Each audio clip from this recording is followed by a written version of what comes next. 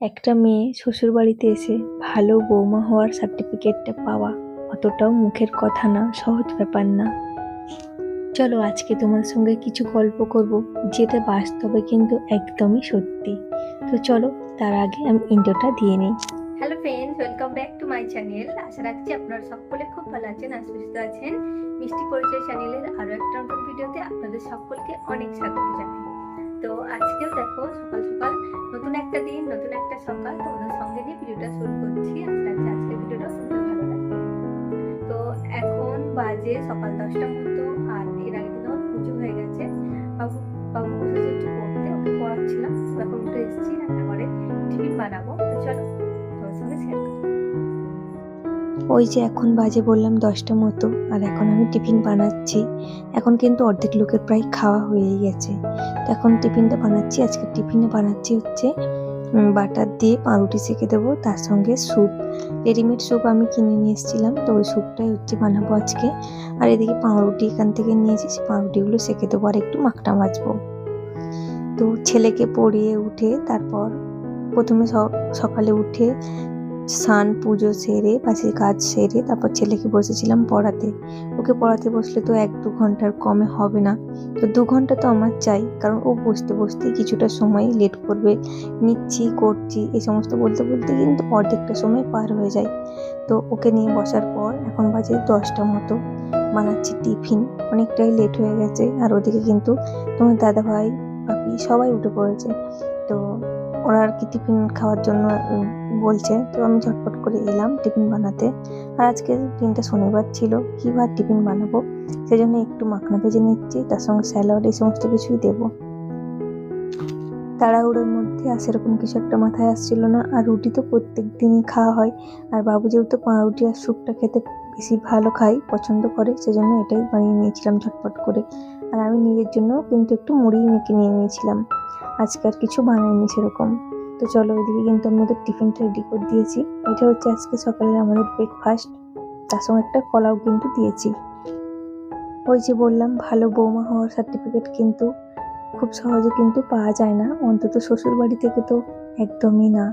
আমি তো মনে করি সমস্ত কিছু কাজ করার পরেও কিন্তু যদি একটা কিন্তু অখুঁতভাবে বা কিছু একটা পড়ে থাকে, যদি তোমার একটু শরীরটা খারাপও লাগে, তো তুমি একটু রেস্ট করো, তখন কিন্তু শাশুড়ি মা বলবে কিছু না করে শুয়ে আছে। এটাই কিন্তু বাস্তবতা। আর এটা কিন্তু শুধু আমি বলি না, আমার মনে হয় প্রতিটা মেয়ের ক্ষেত্রেই এরকম ধরনের অনেকের আছে, হয় এরকম। আর যারা শাশুড়ি শ্বশুরের সঙ্গে সব সপরিবারে নিয়ে থাকো, তারা তো জানবেই যে কিছু একটু দেরি হলেই কি করো তুমি, সারাদিন কি কাজ বা করো। এই সমস্ত কথাগুলো কিন্তু আমাদেরকে শুনতেই হয়। সকালের বাসি কাজকর্ম, ছেলেকে পড়ানো, তারপর ওদিকে টিফিন বানানো, দুপুরে রান্না বান্না সময় মতো ওরা খেয়ে বের হবে, সমস্ত কিছু কিন্তু একা হাতে আমাকে ম্যানেজ করতে হয়। তো এই দৌড়ঝাঁপ করতে করতে সকাল থেকে কিন্তু সত্যিই খুব ক্লান্ত হয়ে পড়ি। তারপরেও কিন্তু আমাকে সমস্ত কিছুটা এক হাতেই ম্যানেজ করতে হয়। আর তার সঙ্গে কিন্তু আমার একটা খুব ভালো লাগার বিষয় বা খুব ভালো লাগার জায়গা, যেটা হচ্ছে এই ইউটিউব জার্নিটা আমার সত্যি এটা একটা মানসিক শান্তি বলতে পারো। এটা করলে আমার সত্যি মানসিক শান্তি ফিল করি। আর তোমরা যখন সুন্দর সুন্দর কমেন্ট করো, তখন কিন্তু আমার আরও ভালো লাগে, এই জন্য কিন্তু আমি ভিডিওটা বানাই। আমার মনে হয় সবচেয়ে ভালো জিনিস যেটা ব্যাপার, যে মানসিক শান্তিটা সবচেয়ে আগে প্রয়োজন, যেটা নিয়ে তুমি খুশি থাকবে বা ভালো থাকবে, সেটা করা কিন্তু ভীষণ প্রয়োজন। তো যাই হোক, তোমাদের সঙ্গে অনেক কথাই বলে ফেললাম, অনেক কথাই শেয়ার করলাম। তো ওদিকে কিন্তু আমি বানাচ্ছি আজকে, আমাদের শনিবার ছিল যেহেতু, খিচুড়ি, তার সঙ্গে বেগুন ভাজা করব, আলু ভাজা করব। আর ওদিকে আজকে তো শনিবার, মা কিন্তু বড় বাবার ব্রত করে, সেই জন্য মায়ের জন্য একটু সাবু ভিজিয়ে রাখছি। আর তার সঙ্গে হচ্ছে এই যে ভুসি, এটা কিন্তু আমি এখন জলে ভিজিয়ে রাখছি, ওই সন্ধ্যাবেলার দিক করে আর কি খাওয়া হবে। আর তারপর এদিকে দেখো কিছু টুকটাক সবজি নিয়ে এসেছিলো, সবজি না মানে মুদিখানা বাজার, সেগুলো কিন্তু আমি রেখে দিচ্ছি জায়গা মতো করে। তো ওদিকে কিন্তু আলুটা সেদ্ধ করে নিয়েছি, আর বেগুনগুলো কিন্তু আমি কেটে মানে লবণ আর হলুদ দিয়ে ভালো করে ভেজে নিয়ে তুলে নিচ্ছি। বেশি বেগুন ভাজিনি, মা তো আজকে খাবে না, বাবুও বেগুন ভাজা খাবে না, শুধুমাত্র আমি, তোমার দাদাভাই আর বাপি তিনজনে মিলে খাবো। তো একটা একটা হলেই হয়ে যাবে। তোমার দাদাভাই সেরকম একটা খুব ভালো খায় না বেগুন ভাজা, আমি আর বাপি খাই। বলতে পারো। আর আলু ভাজাটা করছি, আলু ভাজাটা কিন্তু সবাই মিলেই খাওয়া হবে। মা তো খাবে না, মা আজকে এই সমস্ত কিছু রান্নাবান্না খাবেই না। মা শুধুমাত্র সাবু ফল এই সমস্ত কিছুই খায়।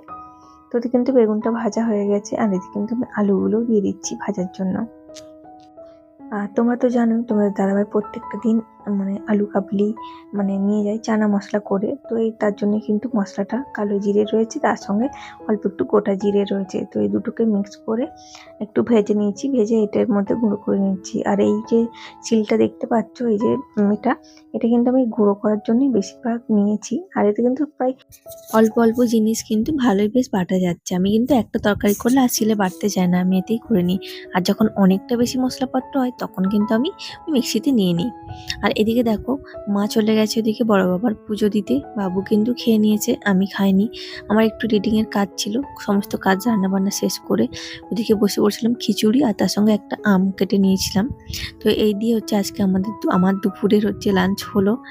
আর এখন বাজে ওই 3টে মতো। তো চলো, খাওয়ার পরে খুব একটা মিষ্টি মিষ্টি খেতে ইচ্ছে করছিল, সেজন্য দেখলাম যে তোমার দাদাভাই আমার জন্য মিষ্টি নিয়ে আসে। আমি খাই, যেহেতু ওরা তো খায় না সেরকম একটা, আমি খাই, সেজন্য কম কম করে আমার জন্য মিষ্টি নিয়ে আসে। তো এদিকে আমি একটা মিষ্টি খেয়ে নিলাম, আর তারপর রুমে আসলাম। আবারও রুমে এসে এই যে ফোন টোনগুলো, তোমার দাদাভাই হচ্ছে কি বক্স চালাই, তো যাওয়ার আগেও গান শুনে বক্স চালাই, ফোন দেখে, তো সেই সমস্তগুলো আমি রেখে দিলাম। আর তারপর হচ্ছে গিয়ে একটু এখন নেব রেস্ট, তারপর রেস্ট নিয়ে আবার যে সমস্ত বিকেলের কাজকর্ম আছে সেগুলো করব। মেয়েদের জীবনটা কিন্তু এইভাবেই চলতে থাকে বন্ধুরা। তো তোমরা সবাই ভালো থেকো, সুস্থ থেকো। তোমাদের সঙ্গে আবার আমার নিত্যদিনের কাজকর্ম গল্প হতেই থাকবে, চলতেই থাকবে। আর আমার ভিডিওটা কেমন লাগলো সেটা কিন্তু অবশ্যই কমেন্টে জানিও। কমেন্ট করতে কিন্তু একদমই ভুলো না। চলো, আজ আসি, আবার পরের দিন দেখা